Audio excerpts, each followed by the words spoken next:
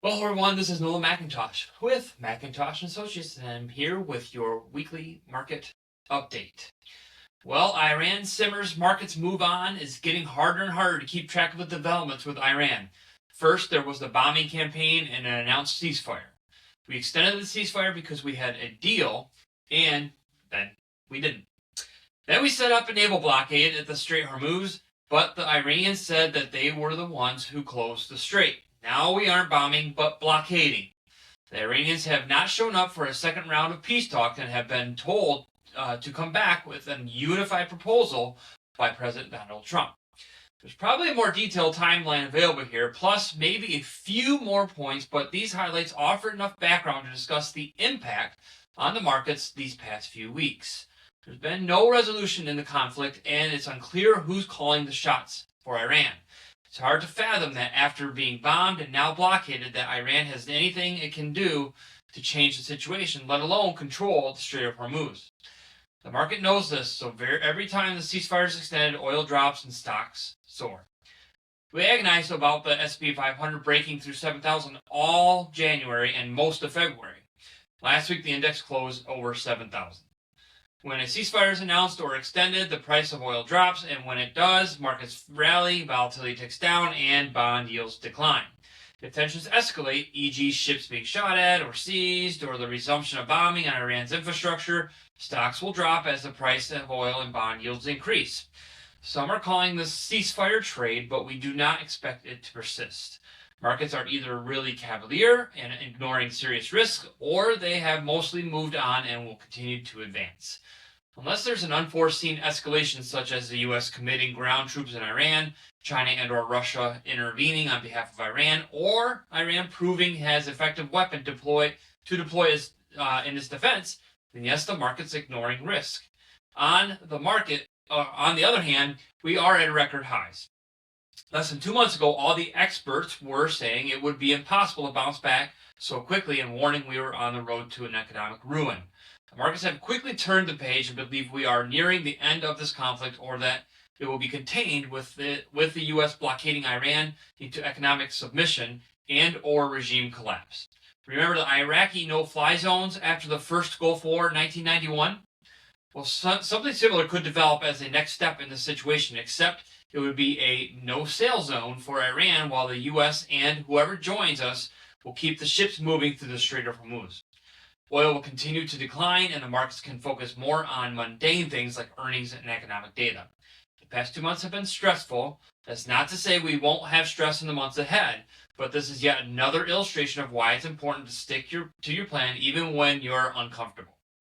Markets win more often than they lose, so use that compounding effect to your benefit and don't fall into the social media and infomaniac rabbit hole of negativity, despair, and doubt.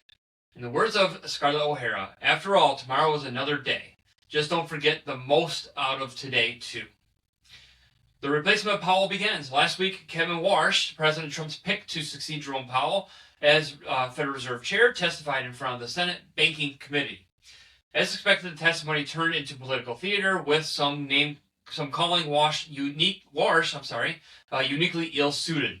Others say they had no qualms about his bona fides, but they wouldn't vote to confirm him until the criminal investigation of Powell was dropped, which it finally was on Friday.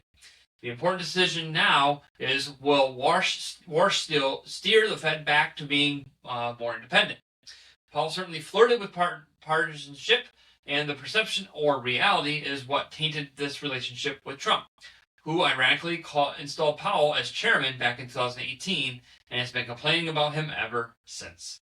Given that Warsh was handpicked by Trump, outwardly maintaining independence doesn't look realistic and would indeed make Warsh Trump's sock puppet, as Senator Elizabeth Warren put it. Can Warsh remain independent in a way Powell could not?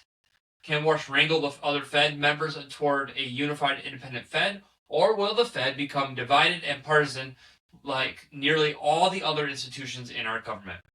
It will also be interesting to see if Warsh sticks to his core beliefs that the Fed should reduce the balance sheet and not be in quantitative easing business, but instead focus on inflation and full employment. It seems likely Warsh will be confirmed, especially now that the Department of Justice has dropped the investigation of Powell. For Warsh, the trick will be to stick to his convictions. It will be a delicate path to tread, given today's treacherous partisan current, and we can only hope he keeps his footing. Well, coming this week, no data on Monday, but any new developments with Iran will continue to move markets. We'll get a fresh reading from consumer confidence on Tuesday, plus the April Fed meeting will begin. On Wednesday, we'll get the latest housing starts, building permits, wholesale inventories, and MBA mortgage applications. We'll also get the Fed's rate decision as it concludes its two-day meeting. Predictions are 99.5% in favor of rates remaining at the current levels. The other 0.5% being that rates will be increased by a quarter point, which is unlikely. Data will hit full stride on Thursday with jobless claims and personal consumption expenditures, which will come in too late for the Fed to consider in the rate decision. We'll also see the first reading of the first economic gross domestic product, which predicted to come in at plus 1.2%. No economic data is scheduled to be reported on Friday. Earnings season is upon us. So far, 28% of the S&P 500 companies have reported results, and 84% of those have reported positive earnings per share, and 81% of those reported positive revenue. Earnings growth for the S&P 500 is 15.1% so far, up from 11.9% last quarter.